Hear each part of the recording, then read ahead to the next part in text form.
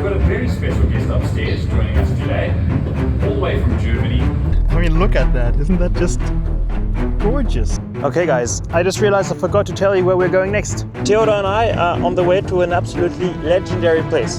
This will be probably one of the most exciting landmarks on the entire journey so far.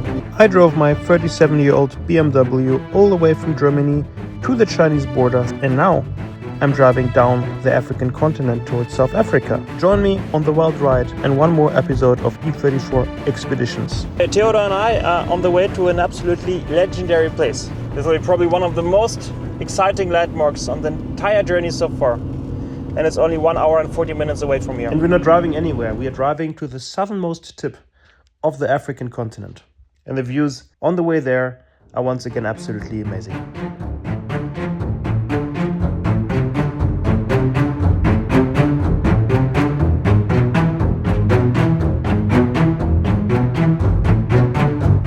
And on these last meters, towards the most southern point of the African continent, a chapter of this voyage comes to an end. I mean, who would have thought that a 37-year-old BMW would make it all the way from Germany down the African continent? Don't forget to mention here that we already drove all the way to Central Asia before even embarking on this journey, and now are about 57,000 kilometers into the trip.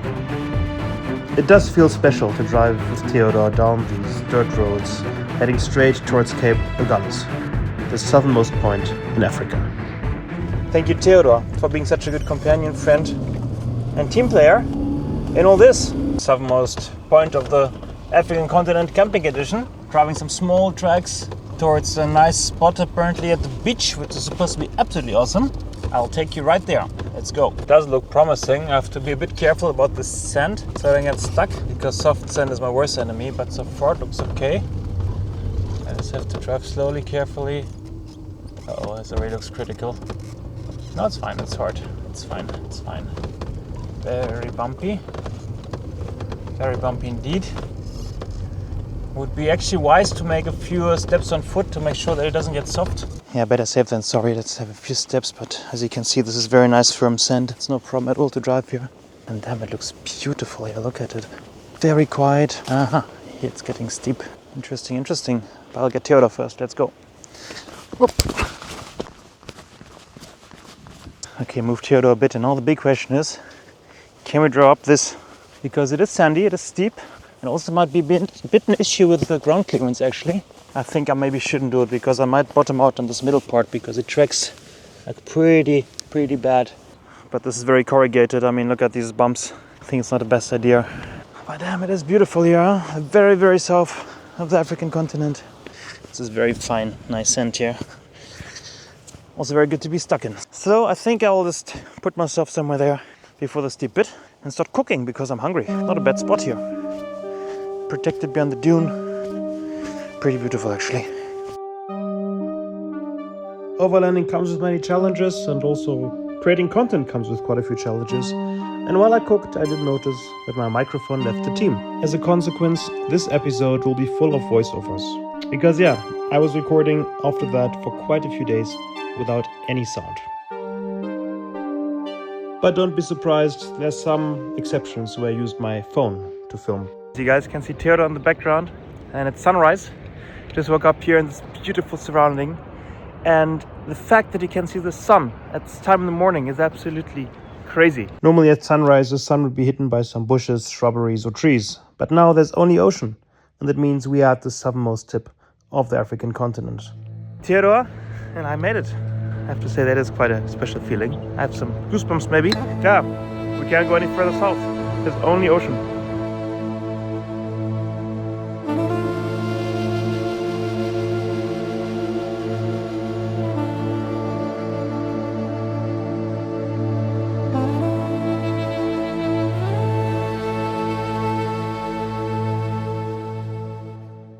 Now we can't go any further south, so there's some big news coming up about the plan for the next episode of this trip, because what reasonable people would do would be to put the car onto a container and ship it to Europe. That's also the cheapest option and the easiest one. But I don't know, if you follow my channel already for a bit longer than 5 minutes, I guess you found out that I'm not the most reasonable person in that sense. And of course, the adventure has to go on. And later in this video, I will tell you what the exact plan is. But first, we'll drive to the very, very tip of the continent. Many people, including myself, always thought that the Cape of Good Hope is the southernmost point of the African continent. But that's not true. Cape Agulhas is 150 kilometers further south than the Cape of Good Hope. The last steps I had to make on foot, using my safety shoes of course, all the way to the spot where the two oceans meet. The Indian Ocean on the left and the Atlantic Ocean on the right. And this coastline is not any coastline. There are strong currents reaching up to 9 kilometers an hour, resulting the coastline here to be a graveyard for various ships that sunk here in the course of the last hundreds of years. This is also a good moment to stop and consider where we came from actually. Entering here in Morocco, driving along the coast of Mauritania, Senegal, down to Togo, Benin, Ghana, Nigeria, Cameroon, Congo, the big Congo, Namibia, all the way down to South Africa. What a journey it has been and what a feeling it is to have made it here, to the tip of the continent. What a perfect spot to make some nice vlogs, filming with a broken microphone, somewhere here at the end of the world. But this was not the most exciting thing happening that day. There was something even more exciting waiting just around the corner. Okay guys, it's a windy morning. And I have to admit, I'm very excited because we're going to an amazing place. I think one of the places I was the most excited about on my entire journey. So it's full of highlights. Yesterday, the most southern point. And now, I'll show it to you in a moment. Believe me, it's absolutely cool. I'm not sure if I looked forward to anything more than seeing the South African penguins, who are waiting for Theodor and I here at the edge of the continent. I also feel like Theodor was rather excited to see these cuties. And yes, these penguins, no, they don't live in icy conditions as you might expect from penguins. They actually live here, and it's the only type of penguin that lives on the African continent. They kind of keep cold because they pant like dogs. They hold their flippers away from their bodies so that some heat can escape. They swim incredibly well. They reach speeds up to 20 kilometers an hour and can dive over 100 meters deep while hunting for fish. And what's also very cute about these guys is that they stay together until one of them dies. They eat mainly small fish. Sardines, enchives, herrings, squid. Flamingo curva. But the problem is that because of the overfishing, they're actually running out of food, and especially the high-fat fish that they need to sustain themselves is getting less and less.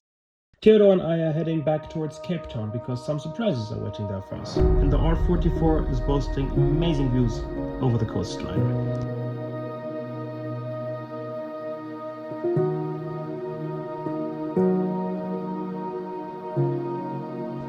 Yeah, well, Cape Town is a very beautiful, modern and wealthy city.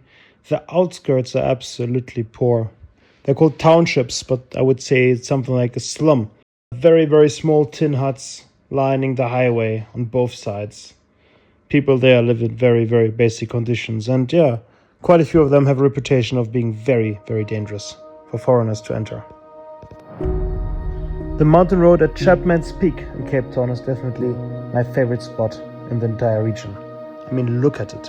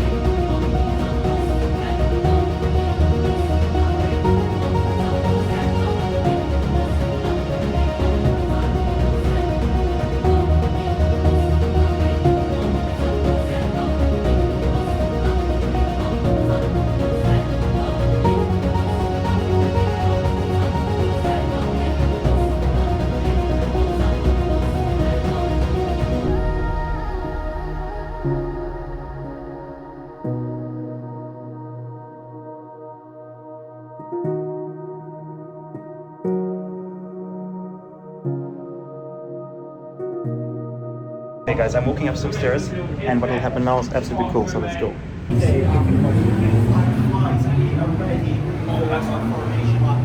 As we wait for the BMW Car Club of Cape Town Race Series race number 1 to begin, we've got a very special guest upstairs joining us today, all the way from Germany, who took the rather long route round to get to us over the last 14 months or so.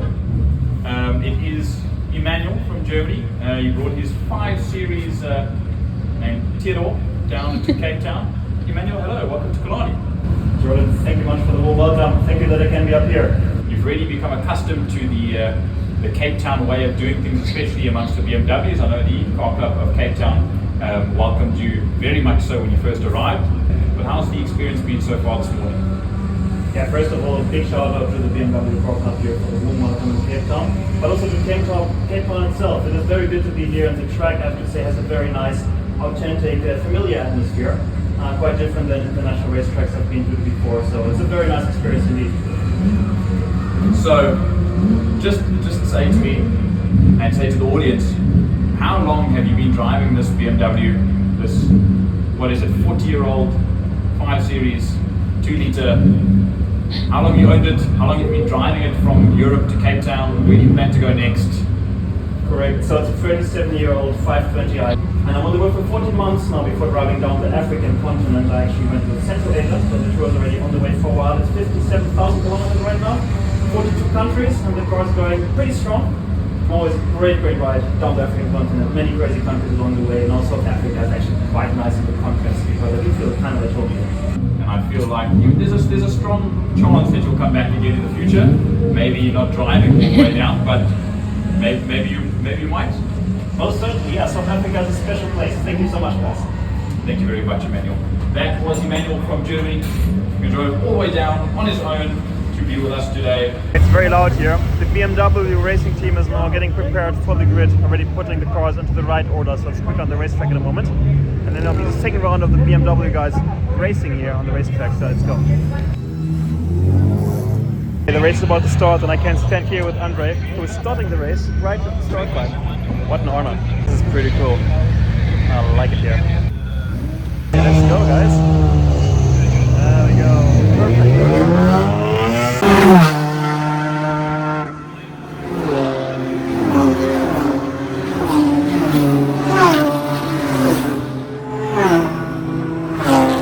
Crazy, the speed of the cars passing by. I mean,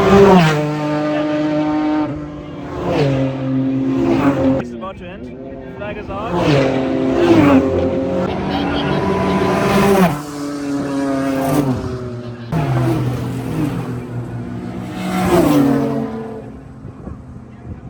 This is a nice place. The vibe here, it's very, not commercial. It's just you can see a lot of people that do it because I love what they do. It's a very nice vibe. Competition in motorsport. But all good things come to an end, so my broken microphone and I still visited BMW Constantia to say goodbye, have a good coffee. And these guys know how to make you feel special. Thank you so much, BMW Constantia in Cape Town. After 2 weeks, Theodor and I are heading out of Cape Town. And the slums around the city remind us again how lucky we are to be here. I truly believe it is our responsibility to be thankful for what we have. And now, finally, the city gives way to beautiful landscapes while heading east on the R62, which is known as something like the South African version of Route 66 in the United States. Beautiful open roads, mountains, open empty landscapes, and a lot of change in general, so absolute driving pleasure in good old Theodor.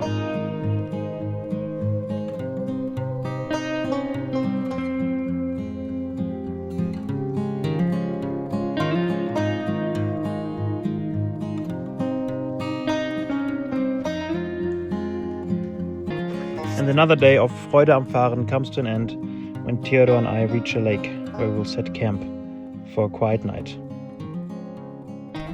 Yeah, I woke up here at this beautiful spot. You can only really appreciate the beauty of it actually at daytime. I mean, look at it. Absolutely nice. I already started taking down my tent. It's unfortunately a bit full of trash here, so I was gathering a little bit. Make sure it's a bit cleaner after I leave than before I arrive. Yeah, probably a beautiful day today. Pretty cold at night, 3 degrees only, but still I slept better than in the hotel in Cape Town. I had to sleep so well in this tent. Well, let's go.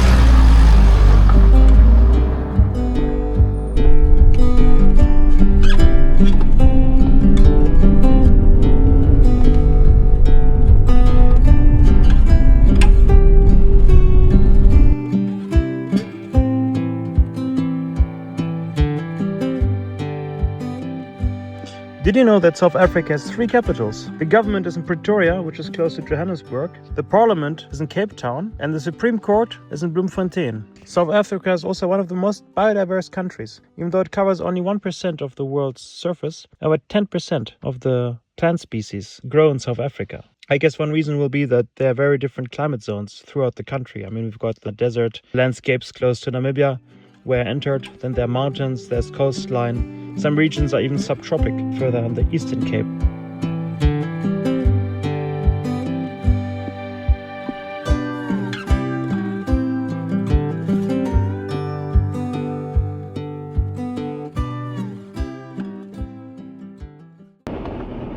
Okay, I'm not quite sure if it's a good idea to drive here at this time of night. I'm obviously not driving through the best neighborhood and it's very dark outside. Unfortunately, South Africa does not have the best reputation in terms of safety. It's a crazy contrast because parts of the country look perfectly normal, beautiful, clean and feel very safe. And then you make a wrong turn and you get into a dangerous neighborhood. But here it is, the opposite of dangerous. And I got welcomed by a lovely family who run this semi-official campground. And we're very surprised and happy to see Theodor and I, because apparently, by pure coincidence, they follow the two of us on YouTube already for a while. Not a lot of driving today. Nice stop at the BMW dealership. Nice guys, and now already reaching the camp spot, which looks promising. I mean, look at the view. I have to say, getting a nice camp spot is like every day's little challenge. And this one is just a parking right at the beach and dam. It is about as amazing as expected. Theodor, looking good as usual. And then the beach. Oh, this is a beautiful spot. Huge beach all the way over here. Not too bad, not too bad. A big shout out to Keegan and his family who invited me to use their holiday house, which was empty anyway.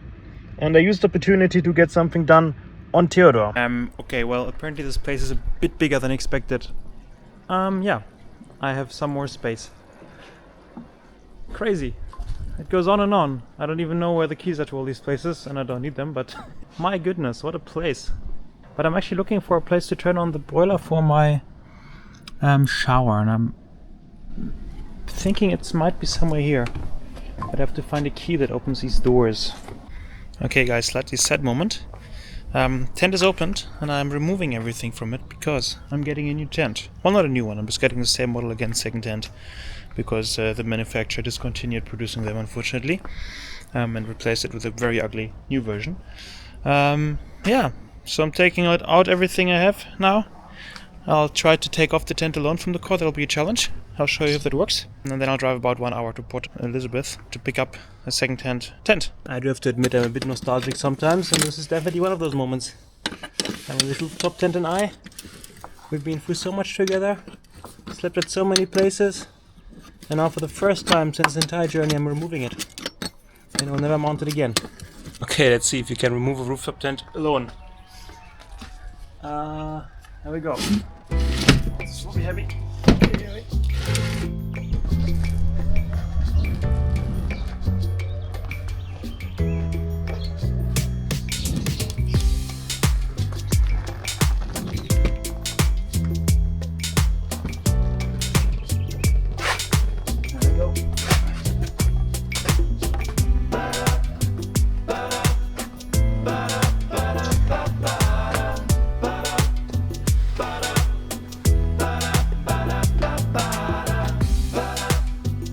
Oh my god guys, Theo looks so naked. I'm not used to this view. My goodness, something is missing, isn't it? Huh. Oh well. Time for a new identical rooftop tent. And since many of you were asking, I'm using Thule roof racks. If you want to find them, just Google for Thule E34 Grundträger in German. Roof rack in English, I guess. Simple. Nothing fancy. I still added some locks here, they're optional. Theodore and I made it to Port Elizabeth. Port Elizabeth is one of the large industrial port towns in South Africa, of course lying directly at the seaside. A new rooftop tent is a success. Mounted on the roof already, I did it directly there where I bought it. And it's exactly the same model as I had before, so nothing big to show there. The only difference is the top is black. I might still change the color, let's see. And the condition is better. Okay guys, this is my old rooftop tent. It's not on the car anymore. And here is my new rooftop tent. It is on the car already. It's a bit sad. Good old tent. Thanks so much for the good time. I kept my old ladder though, because on this ladder I already put quite a few holes for different heights depending on the terrain.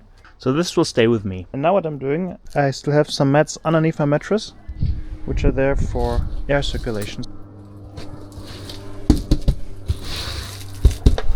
And there we go. It's done. I can really recommend that. Basically what it does is it'll always keep a bit of air between the mattress and the tent. And without that there can be some humidity caught underneath the mattress, resulting in mold. Now it's time for a second modification. As you can see, the weight of the tent is somewhere here, which is not optimal and will lead to these bars bending down. So what I want to have the weight, rather the outside, over the mount of the bar. And I already have a small construction, my old tent, that I'll remove now and put onto the new tent. Yeah, these guys have to be mounted now. Let's go. There we go. Looks good to me. Perfect. Tonight I want to spend the night in the ADDO National Park. And since it's evening already, it's a perfect time to see some animals on the way to the camp.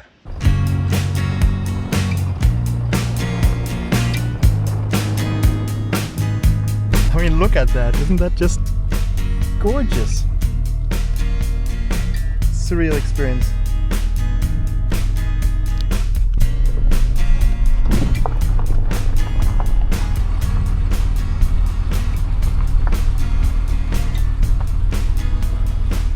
Traffic jam. Guys, the traffic is a bit bad here. Hey guys. Sorry to interrupt you on your evening walk. Okay guys, you don't believe it. Look who's just walking next to me here. This is just literally incredible.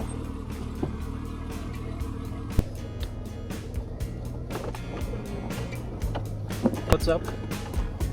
What are we doing today, Simba?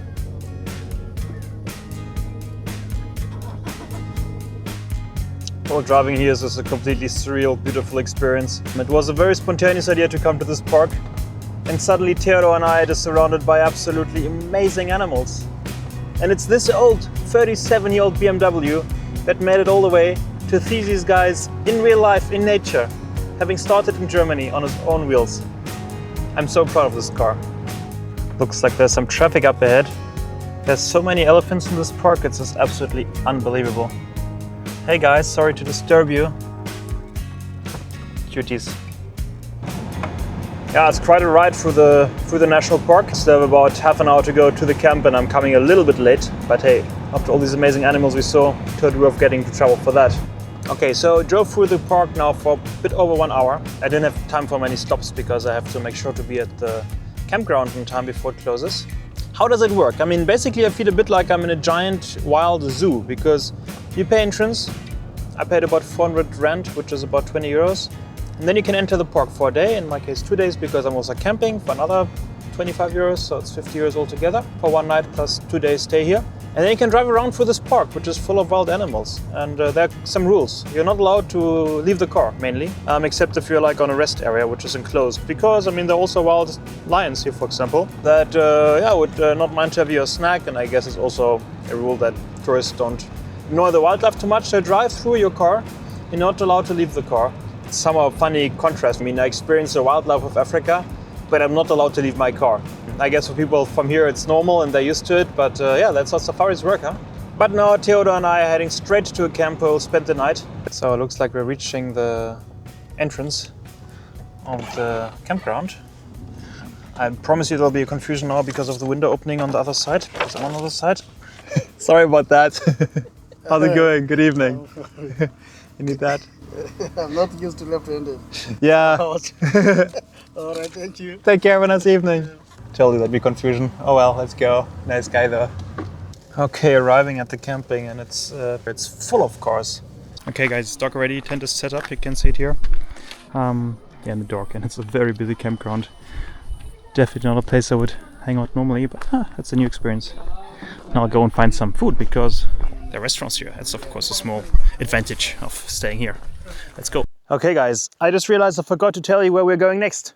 Because so far, we went all the way to the east, to China, we drove back to Europe and down the African continent, and the question is what is coming up. So I have a plan, and the plan is the following.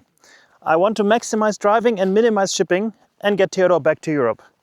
So that's what I'm gonna do. After having driven as far south as possible, I will drive north, which means I will cross Botswana, Zambia, Malawi, Tanzania, towards Kenya, and then, because Somalia and Sudan are not really possible, I will cross the ocean in a container, or Theodor will cross in a container. I will fly to Oman.